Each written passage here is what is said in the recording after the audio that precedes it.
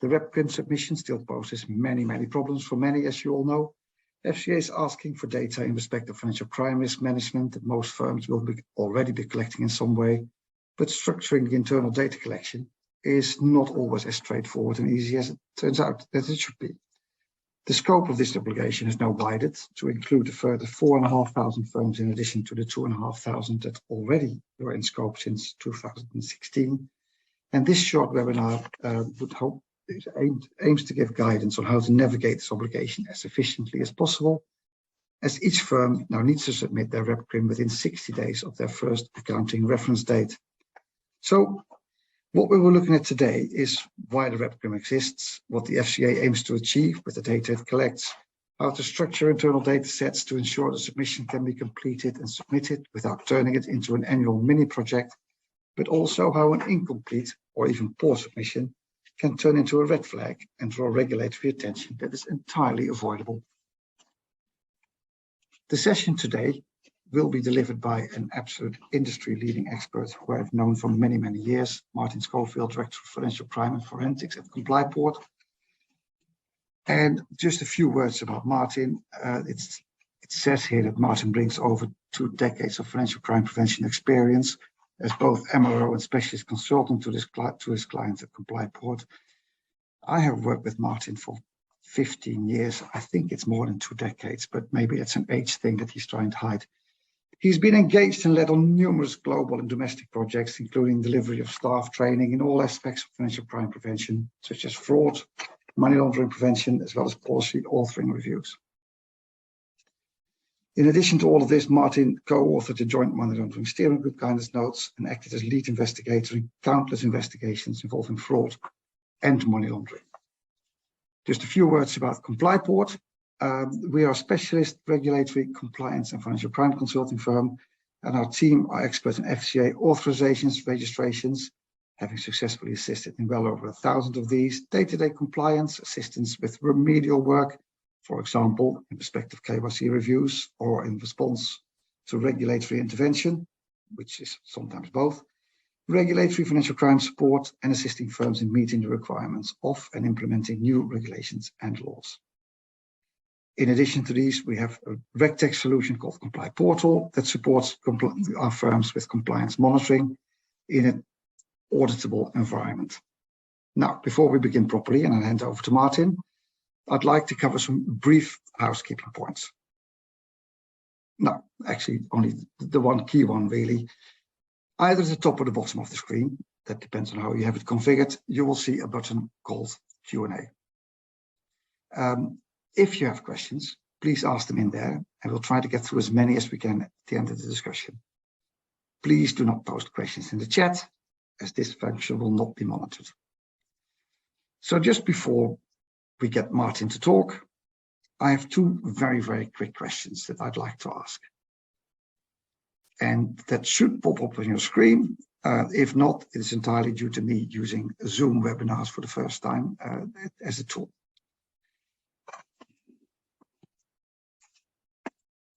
Answering the question should be fairly straightforward.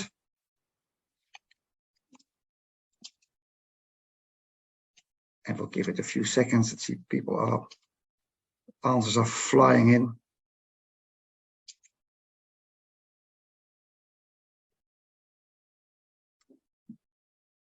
And then in a few seconds, I will stop this particular poll. So interesting. I'll end the poll now, share the results, so you can actually see what the split was of the answers. A number of you already in scope, smaller number of you have just come into scope, not in scope, just interested. I added there or told to attend because not everybody actually does it voluntarily. And then we have nearly 20% though of people that are not entirely clear as yet. There we go. And then very quickly, this one, and then we'll start talking.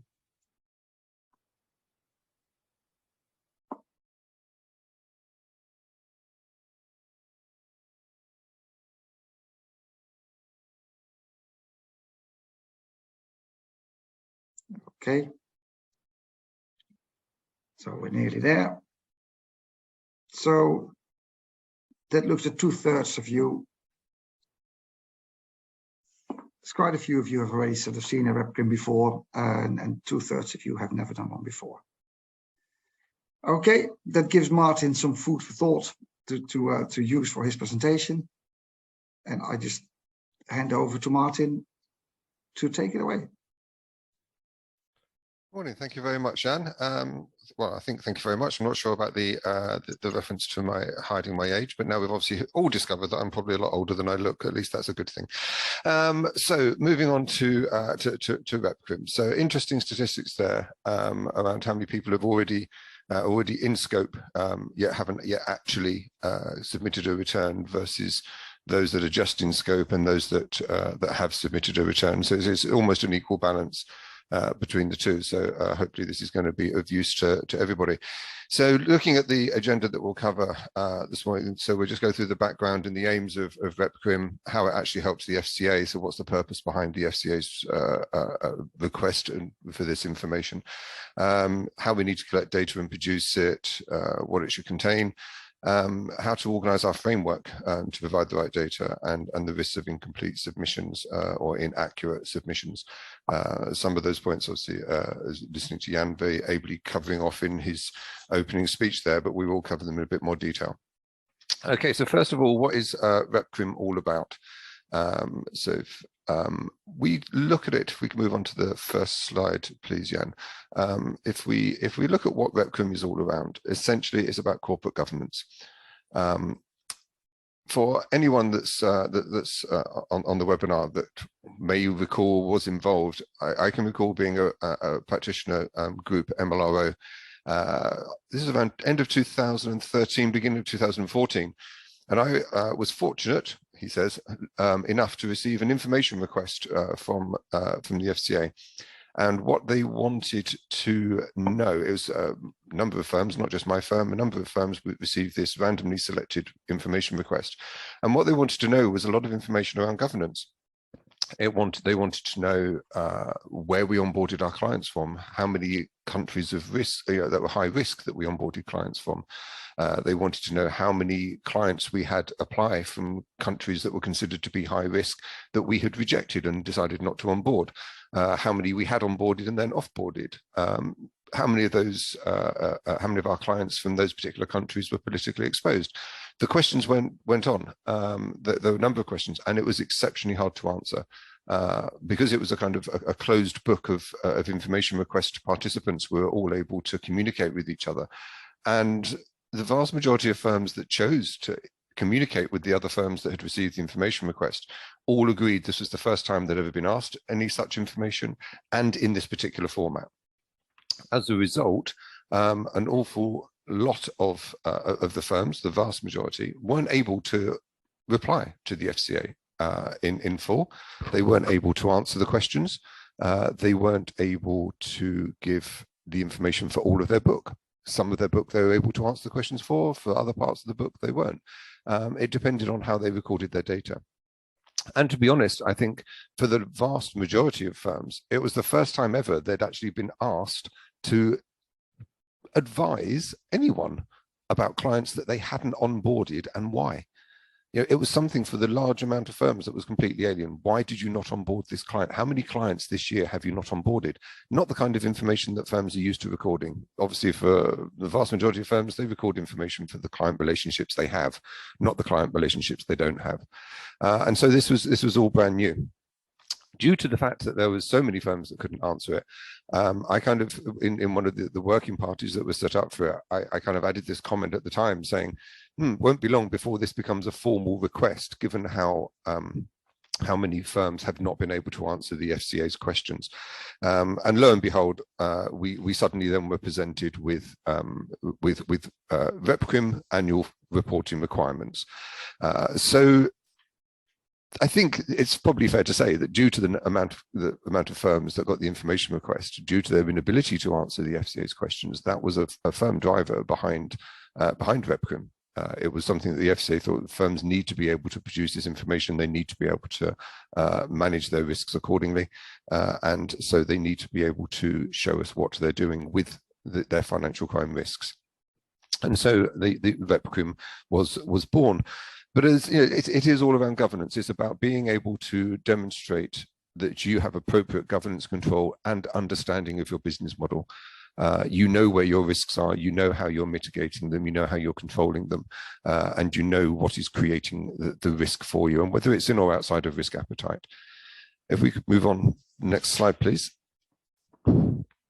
So this is the kind of thing that the FCA are looking really for us to be able to demonstrate, is how do we actually approach our risk management? Do we accept it, i.e. we run with it, we just, yep, it's there, we'll just see what happens? Do we mitigate it and seek to control it and manage it appropriately? Do we reject it? Just say, actually, we don't want that risk, we don't want that business, so we're just not going to accept it.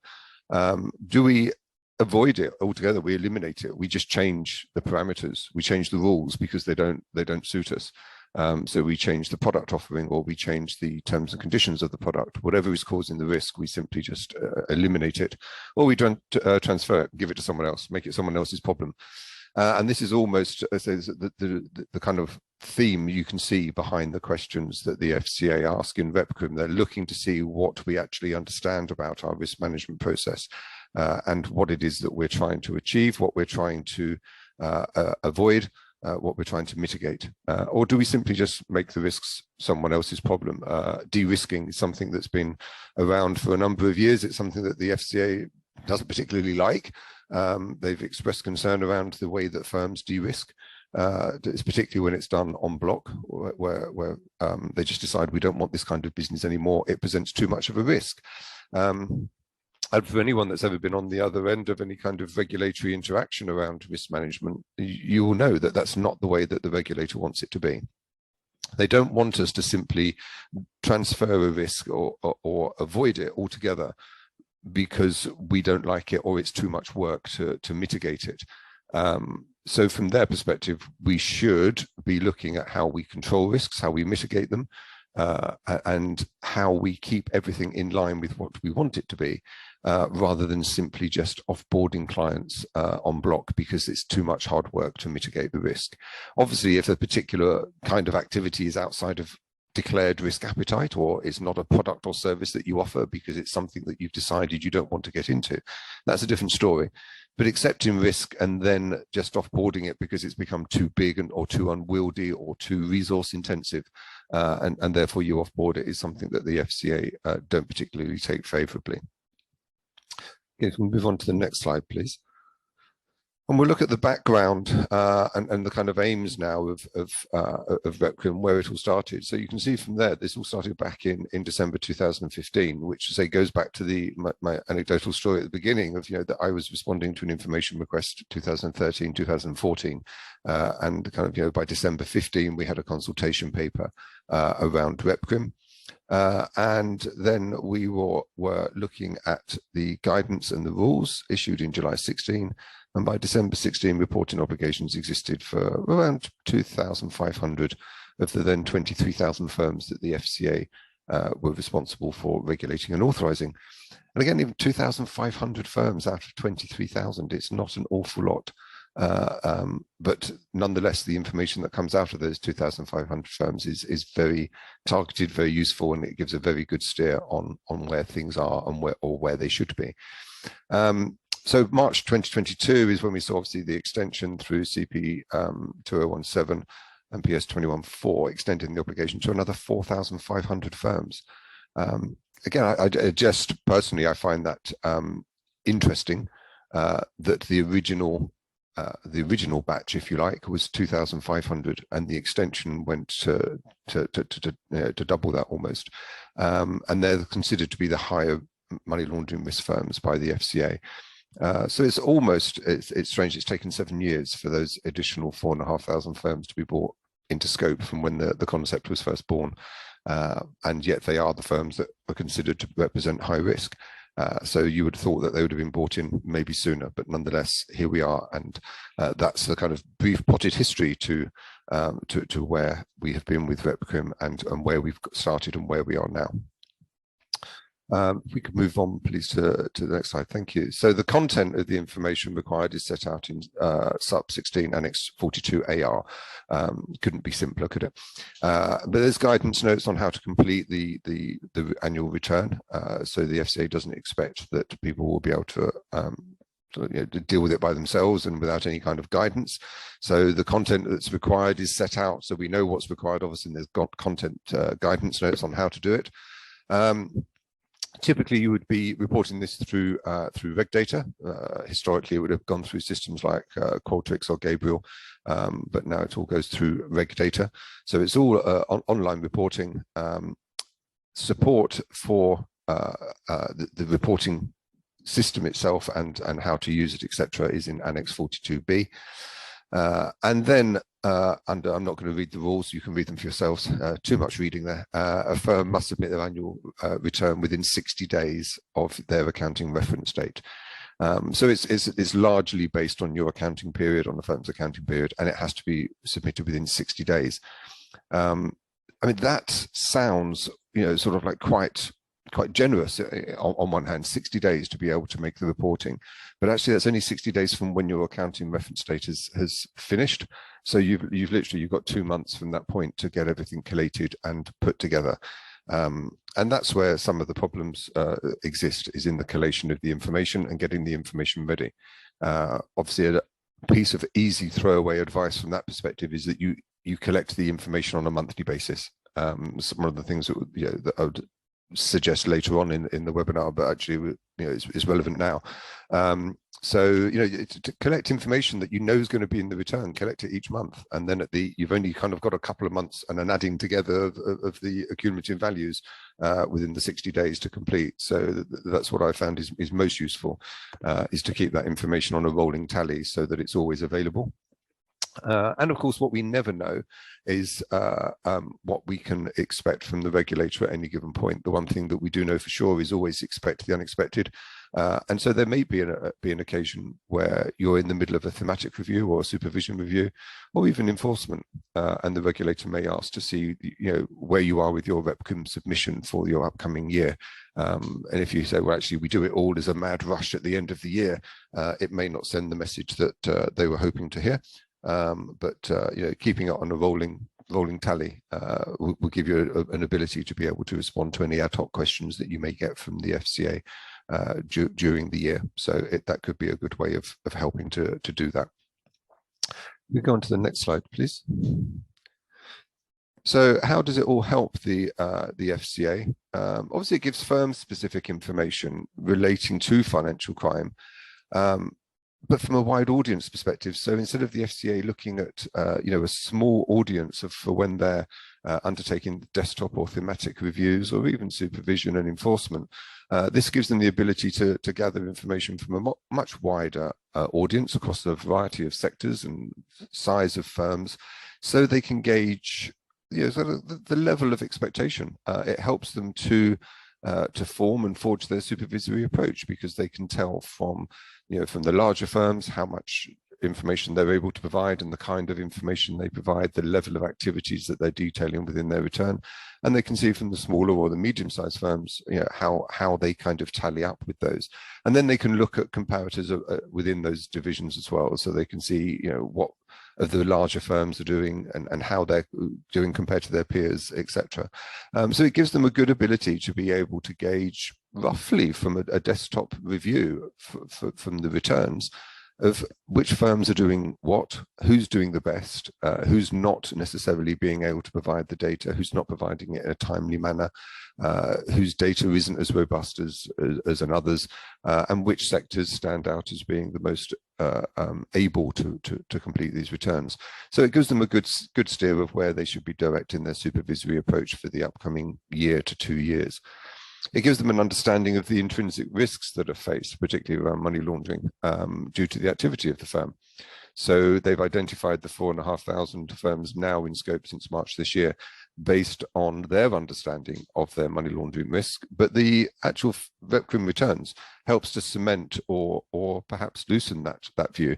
And so actually these, the information we're getting back shows that these firms maybe aren't as high risk as we thought, or actually they are as high risk, but we're still not getting the level of information that we think we need. So we may see, again, REP-CRIM stretching out into a wider audience yet in the months and years to come, where the FCA may say we need a wider sample. We don't think we've got a wide enough sample here to gauge the industry as a whole. And let's remember that this is part of the process of REP-CRIM. It's to help the FCA gauge the level of risk that industry faces. It's to help gauge the level of risk of the UK's economic sector and economic systems as to where the money laundering risks are presenting themselves, so that they can help forge guidance and changes in legislation and regulation to try and plug those gaps. So it helps them to identify where there is need for change in regulation or regulatory approach or legislation, so that we can see how the system is being used, abused, and how we can actually control that. And so it is a fundamental piece of information. It helps them to obviously to base their risk-based approach towards supervisory visits and supervisory tools, in a much more effective manner, on the basis that that they kind of have a view already as to who presents the highest risks, and so therefore will have the more frequent and intensive and intrusive level of supervision. But sometimes, just because someone is big and wide scoping in their business model, doesn't automatically make them the biggest risk. You could have someone that's a small player, a small business that actually is undertaking very high risk activities that should be included in a more frequent supervisory model than their kind of business plan, etc., would suggest. And so this gives them the ability to have it's like free license, if you will, to be able to change firms' supervisory models and supervisory frequency in accordance with the risks that they present back as part of their return.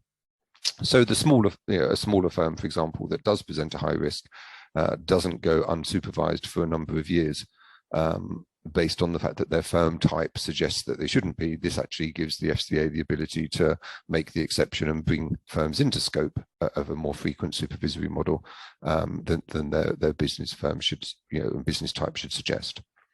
So it also helps resource towards firms that carry on activities that pose the higher risk. So the FCA can apply their resources. Obviously, again, we kind of, sometimes I guess we're guilty of thinking of the FCA as this kind of all-seeing, all-being, all fully resourced, people literally, virtually sitting on each other's laps. There's so many of them sitting in the FCA's offices, but actually they're not. They're a finite resource. They only have a certain amount of people, a certain amount of experienced people in certain fields, certain activities that can be reviewed, etc. So knowing where the higher risks in industry sit does allow the FCA to target their resources, so that they can plan where they're going to be undertaking reviews and supervision, etc.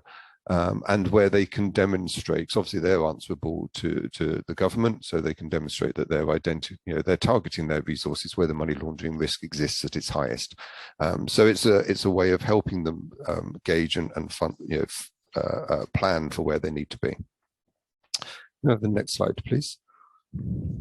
So the key indicators of success with REP-CRIM. These are them. I'm sure there's more, but these are the ones that I've pulled out. Receiving financial crime related data from the wider set of firms. It sounds like, well, how is that a success, Martin? But actually it is, because as I've just said as well, to be able to get information from a wide scope of sectors and firms within those sectors helps to create a really important balanced view of where the risks are really sitting. And we don't focus our attention based on horned bias or angel bias. So just because we've had a positive experience in one sector doesn't mean to say we shouldn't ignore it for the following year. And just because we've had bad experiences in another sector doesn't mean to say we should be paying attention to those firms in that sector only. So it does allow them to make that balanced view and to a greater degree eliminate horned or angel bias. So it allows for the greater supervisory engagement. So also it's not just around the frequency, it's about the actual engagement itself. So when the FCA is more informed about the financial crime risks and how those risks are being managed or not understood, it helps them target their supervision so that they should be able to come a kind of more interactive and a more two-way regulator. So they can come to you and say, we're not sure this is what we really expect you to be doing, what's going on, and they can actually engage with you rather than simply go into enforcement. So it's a good way to allow engagement, discussion, and negotiation on how things are undertaken. And it also helps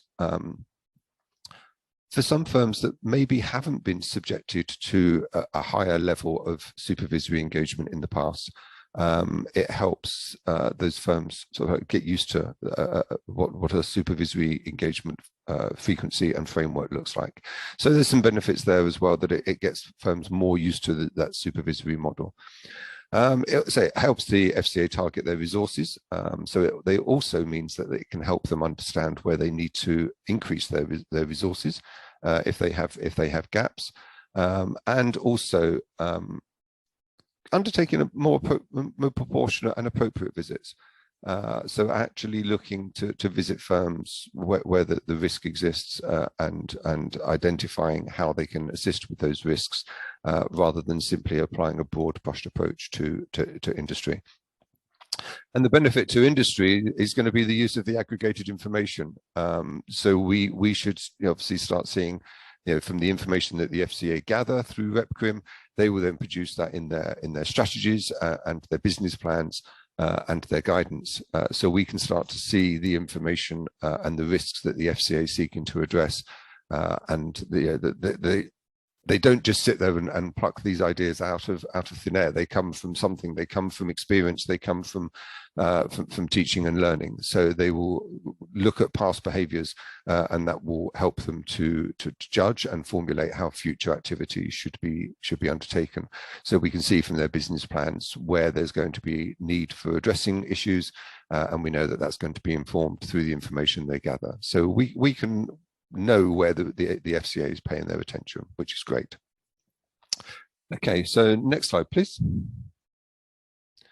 Okay, so here just having a look at who's in already. So who was in from CP 2017? Who are the original people or firms responsible for REP-CRIM returns? So we can see there it's the kind of firms that we'd expect: banks, building societies, mortgage lenders, and mortgage administrators, and firms offering life and annuity insurance products. So nobody really that you would think would be sort of like unusual. Why are those firms being captured? They're the ones that we would assume would be there. So they're the ones that have been used to producing REP-CRIM returns, which is great. And if we can go on to the next slide, please. So here's the ones that are now in.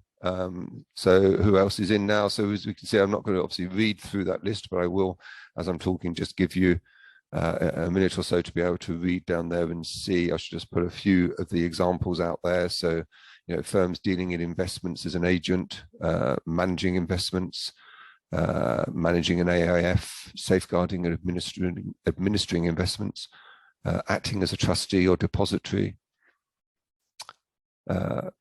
money remittance only, so payment institutions, but not those conducting money remittance, so electronic money issuers, those operating a multilateral trading facility, crypto asset exchange providers, custodian wallet providers. So there's firms in there now that are captured in the REP-CRIM return. And again, if you go back to the purpose of REP-CRIM, we discussed at the beginning of this, what is the purpose? It's all about governance.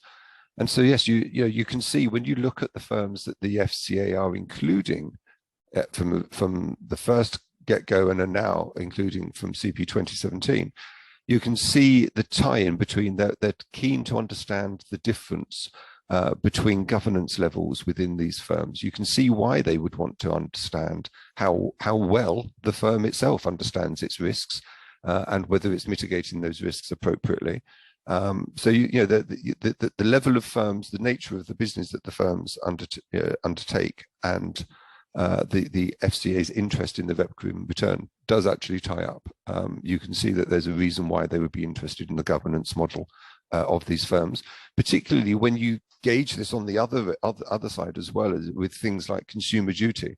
Making sure that firms understand how the right product is sold, and how the right the services are provided to consumers.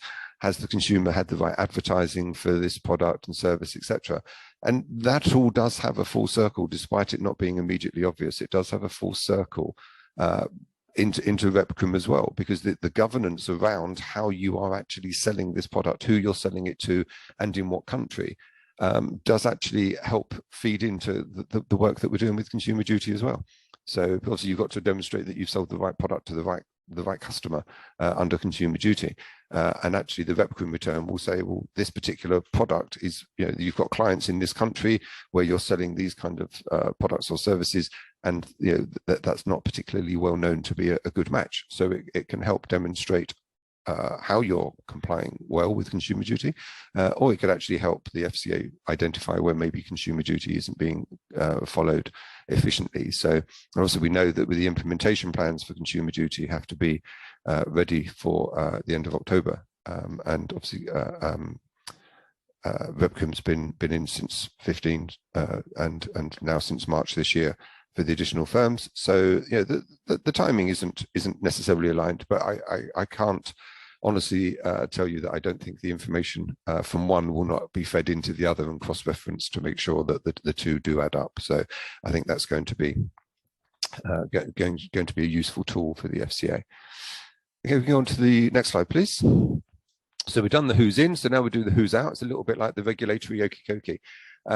So the following firms are removed from the scope of REP-CRIM, basically because the FCA don't believe that they fall within the scope of the money laundering regulations. So it seems pointless asking questions around how you're complying with certain obligations from the money laundering regulations if the FCA don't believe you to be in scope. So home finance, mediation activities, and making arrangements with a view to transaction and investments are the activities that the FCA proposed to remove and have removed from the reporting obligation. So given the vast amount of firms that are in, there's only a couple that are out. So not a lot of firms that can claim exemption to that, really. Okay, we can go on to the next slide, please. We give Martin a little bit of time to quickly have a sip of water. And there's a very quick question. In the beginning, we asked sort of, where do you sit? And now we've just been through a couple of slides on the in and out thing. So just a quick question, really, before we go on to the next. And if you could answer that quickly, then we can take it from there. There you go.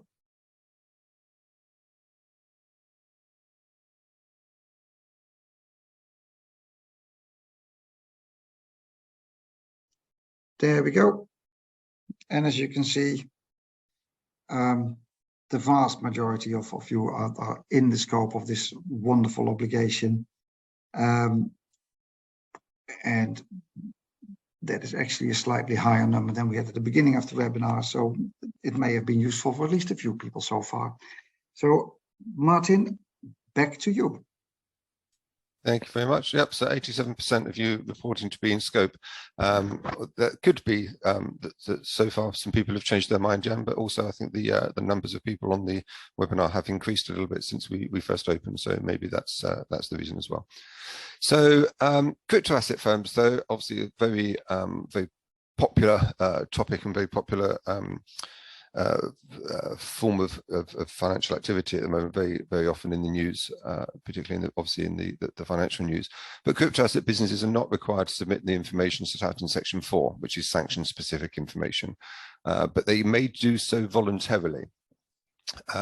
Again, this is slightly difficult because obviously it's only a one-way street, this conversation with me talking to you, but for anyone that's been on the end of any regulatory interaction, we all know what we mean by "you may do so voluntarily." There's a level of expectation. Those firms that can't be held formally accountable. But we all know when the FCA says, "we don't expect you to do this, but you may wish to do it voluntarily," we know what they really mean. So really, from those kind of things, best efforts should be made to answer all of those questions, because I think the FCA would like to see it.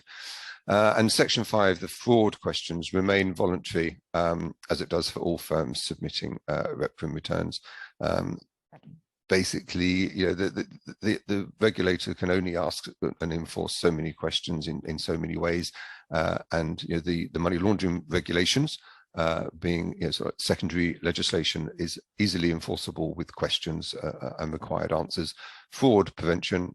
Fraud is a criminal offence in the UK, we know, but there isn't an actual fraud regulation that requires firms to have certain controls in place. So therefore, it becomes harder for the regulator to enforce answers. But on a balanced view, the purpose of this information is to try and gain as much information about the way that financial crime risks are managed across the industry and across sectors within the industry. So the more information we can provide the regulator, the better. It helps them, as we've said, it helps them form their view of the sector and the industry as a whole, and certain firms within sectors. And also it shows, the more information you can provide, on one hand, the more in control and more aware of your risks it demonstrates to the regulator. On the other hand, if you're a kind of glass half empty kind of person, you say, yeah, but the more information we give them, the more it gives them the ability to come back and ask us more questions.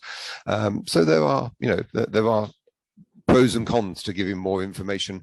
But if, it's an easy thing to say, I know, but one of the criticisms that industry has had for many years in all of the guises of the UK financial regulator has been that it's all been too much of a one-way street. There's not really a dialogue. It's all just sort of instructions, issues, and supervision and enforcement. Not much of an opportunity for dialogue. If we want to actually engage with the regulators more, and if we want to have more of an open dialogue, then we have to talk to them more, and we have to give them more information to help them have conversations with us. I think the more that we provide the regulator in the form of information, the greater chance they've got of helping to forge and create a framework that we can operate in a more bespoke manner, and something that's more applicable to us. All the time we kind of leave the regulator a bit in the dark about the work that we're undertaking and where we think our risks are. It's harder for them to get that firmer view. So it's down to individual risk appetite of whether you do comply with the voluntary sections of REP-CRIM. I would. Because I think it's better to tell the regulator more about what you're doing than leave them coming back to you to ask questions. And if they wish to ask questions, even though it may be out of the scope of REP-CRIM, but they'll just ask them under supervision or thematic or desktop review. They could do a general systems and controls review, whatever. They'll be able to ask the questions if they want. So I think it's better probably to put the information out there straight away. And avoid the question. Okay, so let's have a look at what the actual REP-CRIM the actual return should contain. So it won't surprise you, the opening gambit for the REP-CRIM is looking at what's this actually covering. How many firms are covered under this return, because you can submit one return for multiple organizations. Rather than having to do one per organization. So the regulator straight away wants to know, is this a group reporting matter, or is it just for one firm? So they know what they're looking at from the get-go. And then you list the jurisdictions in which you're operating. So section question 3, please list the jurisdictions within which the firm operates as at the end of the reporting period. And then B, those jurisdictions assessed and considered high risk by the firm. And this is, the important part of this. This is not about the risks or the jurisdictions that, FATF have decided are high risk, or the European Union, or, the updated version of the UK Money Laundering Regulations has listed those countries considered to be high risk. This is not about that. This is about the jurisdictions that you as a firm have decided are high risk. And that can be simply because you have a previous bad experience in that jurisdiction. So your firm has decided it doesn't want to operate in that particular jurisdiction. There are a number of reasons. We often hear about sort of like black, white, and grey lists when it comes to jurisdictional risk. And often what we find is that we may have our clear list of countries that we won't do business with or business in, and that could be largely driven by the sanctions lists, or, for example, the FATF mutual evaluation reports might have recently reported that a particular country has largely non-compliant framework with the FATF recommendations. And so as a result, as a firm, we take a decision that makes them out of risk appetite and we don't want to do business with them. And that may be absolutely fine. And that's for you to decide as a firm. What everyone else doesn't know, though, is what you're doing as a firm. So you could have decided that a particular country is going on your grey list. That's the country that we don't want to do business with, or that's the country that we don't want to undertake activities with because of our own risk appetite. And you're entitled to have that risk appetite. It becomes harder for your counterparties, though. And I have this experience personally. I don't know how many people on the call do, but you try and undertake some business, and your bank starts asking questions. Your company's bank starts asking questions of you of why you're onboarding this particular client, or what questions you asked this particular client, why you have, what activity are they undertaking. You start to get some very interesting questions, and as far as you're aware, there's nothing wrong with this particular client. They're coming out on your risk assessment as being perfectly fine. But your bank are asking you questions, and that could be because their jurisdiction is on their grey list, and it's something that you wouldn't necessarily know until such times as you enter into a conversation with them and say, "Why are you asking these questions?" And they say, "Well, it's the country. It's on our grey list." So grey lists are great. There are right. We can have grey lists, but they're not that helpful with counterparties. And obviously, from a certain perspective, the risk with these kind of grey lists, i.e., having your own countries that you have deemed to be high risk and you might not want to do business with, the risk of those is that your bank could decide that you are now presenting too much of a risk for them because you have too much presence, too high a presence in countries that they consider to be high risk. And you wouldn't necessarily know about that until you've entered into those business relationships. And then your bank suddenly start writing to you saying, yeah, maybe it's time you found alternative banking arrangements. And you have no idea why, but it's because you're operating in jurisdictions that they've considered to be high risk, and even though you don't, and those jurisdictions don't necessarily have to be, in a mutual evaluation report is coming out as having largely non-compliant framework with FATF recommendations, or having been listed on a sanctions list or whatever. It could just be a bank's own requirements. So this is where the REP-CRIM requirements also help to inform the FCA about the decisions that firms are making for themselves. So because it's important that this is the this question 3B. These are the jurisdictions considered high risk by the firm, and obviously you would consider sanctioned countries, mutual evaluation report, adverse findings on by FATF, etc. But you may have reached some decisions of your own, and this helps inform the FCA of where the industry is going with those kind of decisions and why it's making those decisions, why it's classifying certain jurisdictions and countries in certain ways. But it also helps the FCA understand how you're applying governance, because these are these are your decisions. This is based on your risk assessments and your risk appetite, and how you're applying your governance to those matters. So the customer information in section 2, so this is, if any part of the firm's business is subject to the money laundering regulations, please provide the total number of the firm's relationships with PEPs, non-UK correspondent banks, and all other high-risk customers. And that's for the end of the reporting period and the new ones. So this isn't just your existing customer book. This is our existing customers and our newly onboarded. So you're now looking at sort of where the high risk relationships have come from, essentially.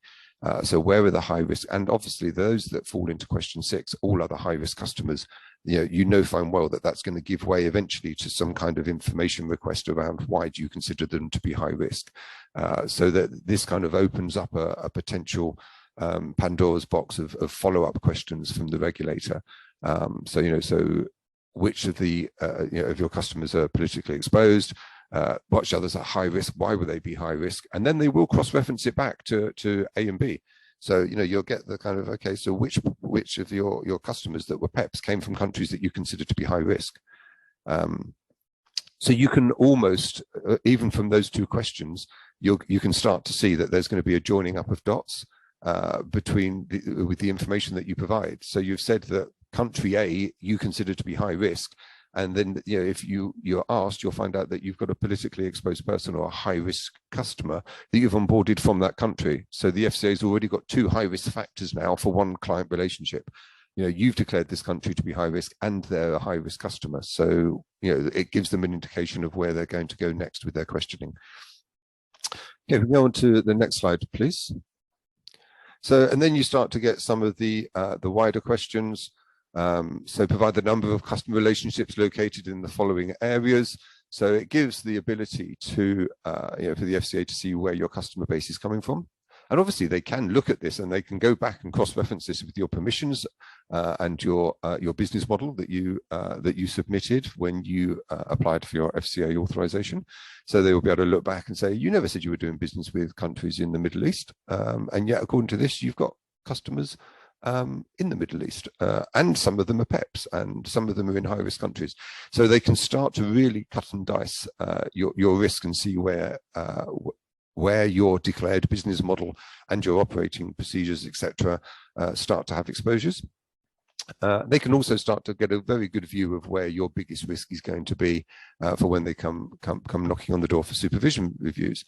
The interesting part is how easy is it for us to cut and dice that information, and that's the request. How many customers do you have in North America? I'm not, obviously I can't say categorically either way, you can or can't, but it's interesting how many people could, at the drop of the hat, be able to provide that information. It can become quite difficult. Then provide the number of firms' customers linked to those jurisdictions to be considered high risk. So how many of your customers fall into the high risk jurisdiction category that you declared earlier, and provide the number of customer relationships refused or exited for financial crime reasons. Now, this is a very interesting question, because first of all, do firms actually record how and why they exit or refuse relationships? So this is both. This is both ends of the spectrum. This is for someone that approaches you and says, can I be a customer? And you say no. And another one that has been a customer, and then you exit them for financial crime reasons. So where you are exiting a customer for financial crime reasons, or you are refusing to enter into a relationship for financial crime reasons, you need to be able to record that information somewhere. And what's really interesting, obviously from there straight away, you will see, if you go and speak to your colleagues in your data protection department, they will say, hang on, you want us to record information for people that we don't have a business relationship with.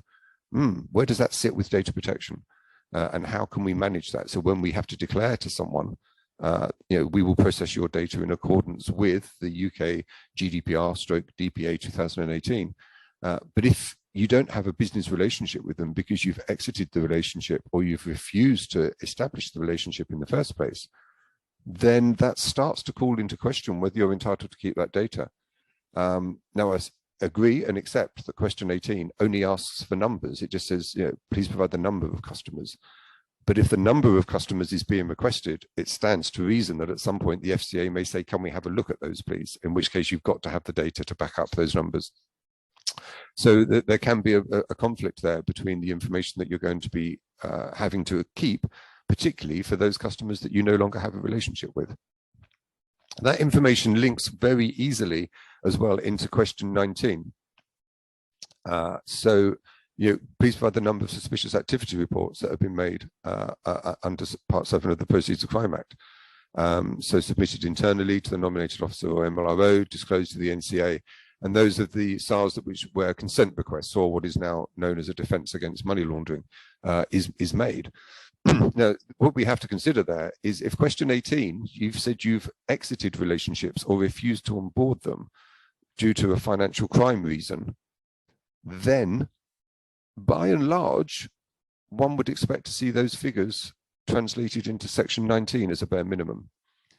Because if you've exited or refused a relationship for a financial crime reason, then surely that gives you grounds to at least be considering whether you have suspicion, knowledge, or reasonable grounds to suspect. Otherwise, why have you got a financial crime reason for not onboarding them? So if you have a financial crime reason for not onboarding them, i.e., for example, they refuse to provide appropriate identification and verification documents, you have to consider whether that is something that you should be reporting. Someone that refuses to provide documentation to prove their identity, is that reasonable grounds to suspect money laundering? Arguably, yes, it is. So therefore, you should be seeing that figure from question 18 automatically populating question 19. So you can see straight away from that that the FCA will be able to look and say, hang on, one process isn't mirroring the other as it should do. If you've exited a relationship or refused it for financial crime reasons, by and large, you should be reporting that to the NCA. So, I mean, there's always going to be exceptions and there's always going to be cases that you don't, I accept. But by and large, those figures should tally. So if the FCA see that you've only made one disclosure to the NCA, but you've exited 25 relationships due to financial crime reasons, they will very soon enter you into some kind of thematic or desktop review at least to try and understand why you're exiting relationships due to financial crime reasons, but yet you're not referring that information onto the NCA. So you can see that there is a joined up approach to this, no matter how kind of individually the questions can look quite innocent and innocuous, but actually you can see that they do all link in together. And particularly when you go back to the jurisdictional, how many of the high risk relationships, how many of those were refused, you can see very easily how this would lead to a number of other questions from the regulator. So of the relationships that you refused, how many related to the high risk jurisdictions that you declared? Of those high risk jurisdictions and the relationships you refused, how many of those did you actually refer to the NCA? So there's a lot of information that the FCA can, the NCA, there's a lot of information that the FCA can draw out from this and ask you more questions. So obviously they want to look in how many, the number of SARS disclosed to the National Crime Agency under the Terrorism Act. So they want to see if you were able to determine the difference between straight money laundering and money laundering for the purposes of terrorism or suspected terrorist financing.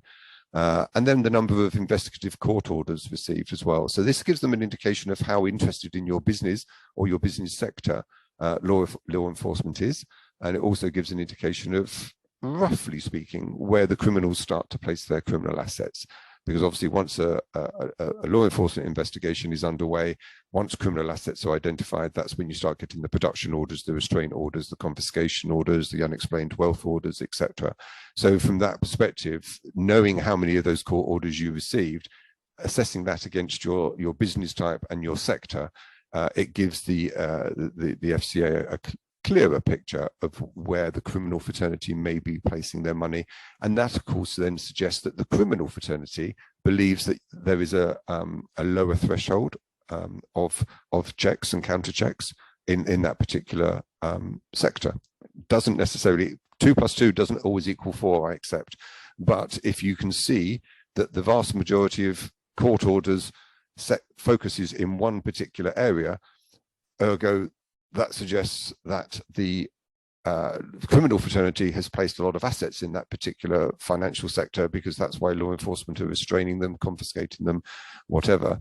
So that indicates that potentially the criminal fraternity see that as a slightly weaker part of the financial services sector, which again then helps the FCA drive through their supervisory model to try and increase awareness and increase controls in that area. Okay, we can go on to the next slide, please. Okay, so the number of restraint orders, again, this is all feeding off of the information that I just talked about. The number of relationships maintained with natural or corporate persons. So this is to get us a good idea of how your business model is split between corporate and or legal and natural persons, or corporate persons and natural persons, including relationships in those that have been exited for financial crime reasons. So again, that's almost a double check on the question 18. So you've already said how many you've exited, and now you're answering again. So this is it's not a trick question, but it's where some firms do go wrong with their REP-CRIM returns, because they don't actually ensure that their information follows through properly, and so logically it starts to create questions at the FCA's. at the FCA's end. Sorry. So if the firm has appointed reps, then you've got some, so the number of appointed reps exited due to financial crime reasons. So why are you not continuing with those relationships?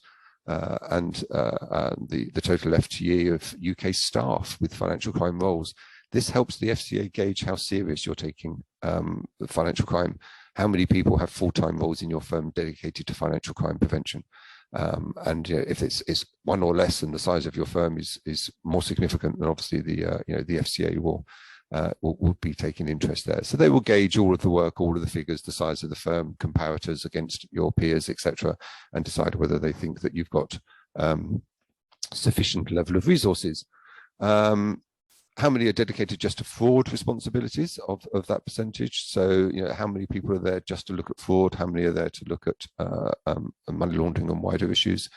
Sanction-specific information, so whether you're using automated systems to conduct screening against the sanctions lists, and then how many true sanctions matches were detected in the reporting period. Again, these are the kind of statistics that they will be able to cross-reference back through, so HMT with OFSFI or OFAC, wherever they may choose to try and cross-reference it. And does the firm conduct repeat customer sanction screening? So do you do it one-off, or do you do it on a regular basis? Is what they're trying to get to there. Okay, next slide, please. Then finally, the section on fraud that I said, that is voluntary. But please indicate the firm's view to the top 3 most prevalent frauds which the FCA should be aware of, whether increasing, decreasing, or unchanged. So this is basically the information that you can provide to the FCA to let them know how you perceive your fraud risks to be, who you think is perpetrating fraud against you, and who is the primary victim, and what's the frequency of incidents. So it gives them an indication of where, what kind of systems, what kind of products and services are attractive to fraudsters.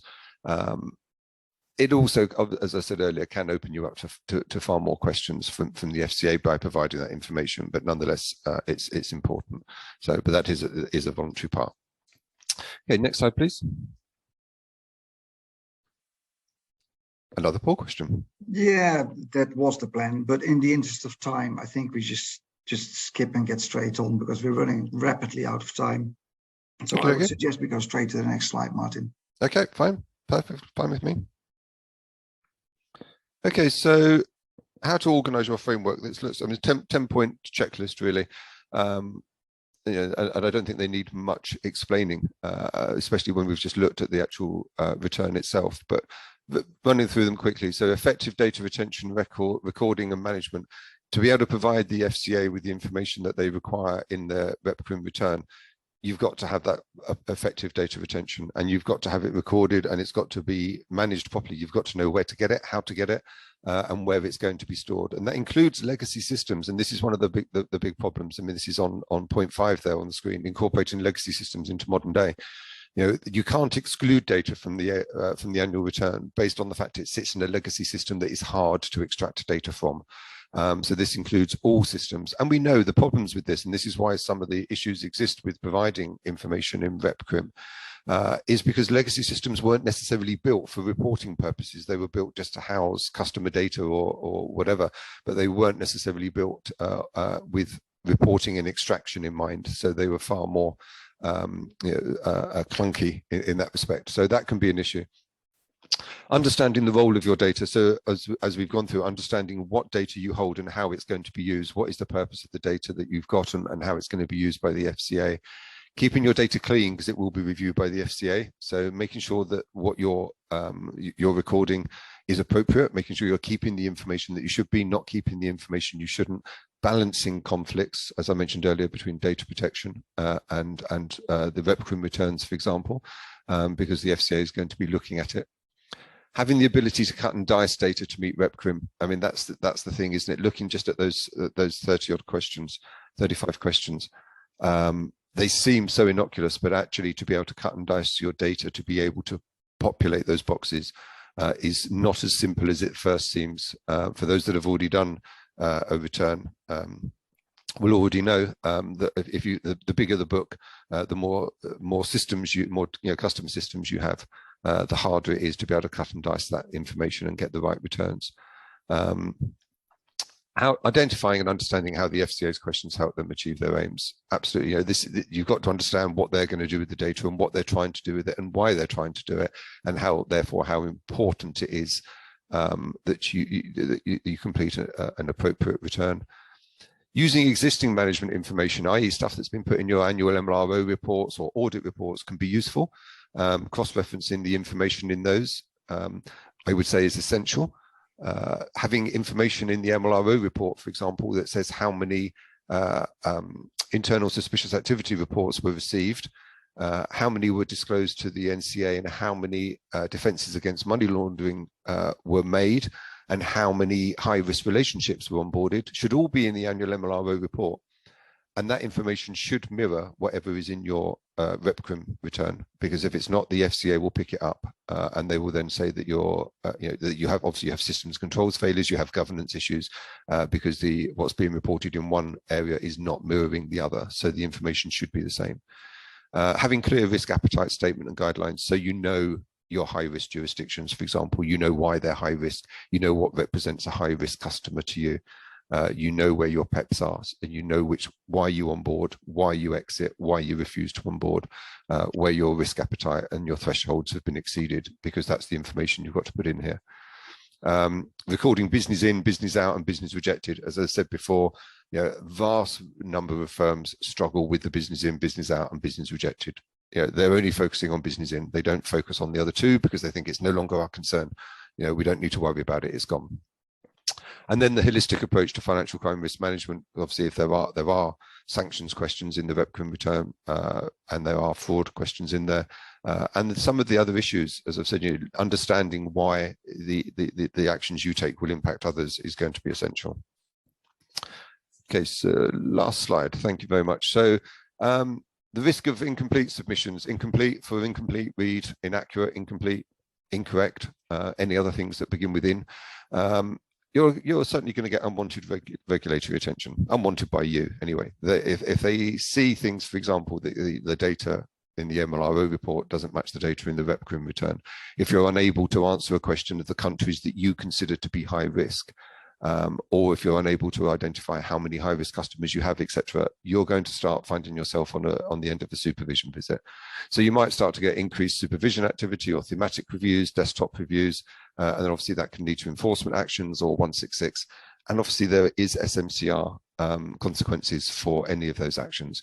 Whoever's responsible, from the board perspective, who has the oversight functions, the MLRO, the SMF 17, the SMF 16 as a compliance officer, all of those areas are going to be impacted individually if the FCA start to look closer, because your REP-CRIM return doesn't indicate the level of governance that they would expect to see. Okay, and that is it, unless we do have any questions that we want to try and get through. Well, let me just pick up on that one. We have quite a few questions, and there are way more that we will be able to get through in the negative remaining time. Bearing in mind we've already run over. Only by 4 minutes, and that's good for me. So what I'm suggesting, thank you very much, Martin, valuable detail as always.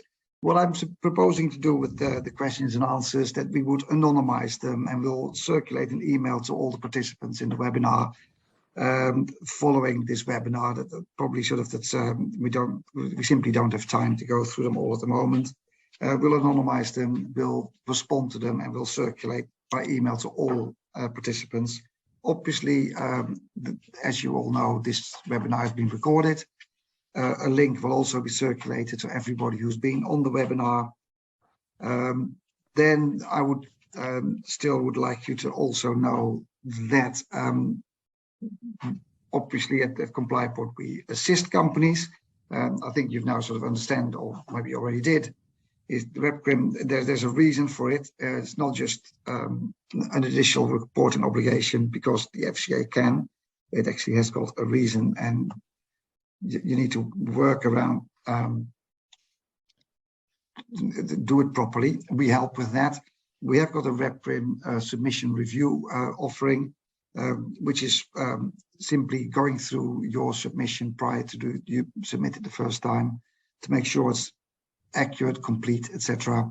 That's an offering that is effectively a standalone little offering that costs £800. But anybody that has got is on this webinar, and if they send an email referencing the webinar to either one of us, there will be a 20% discount on that as well if required. So as I said, the questions will be anonymized. They will all be answered, but that will be coming in an email to all of you. A link to the presentation and the recording will also be shared. I will also quickly check sort of how we do that with sharing the actual presentation itself. And then the last thing I wanted to say is, on the 20th of September, we do a next webinar on consumer duty, already mentioned several times. And you will see marketing coming around via the normal marketing channels. So unfortunately, we haven't got time at this stage to go in detail into the questions and answers. There are simply too many to actually go through within the remaining time that, well, we don't have any remaining time. But yes, everything will be answered. You will get an email, and I would like to thank you very, very much for your attendance today.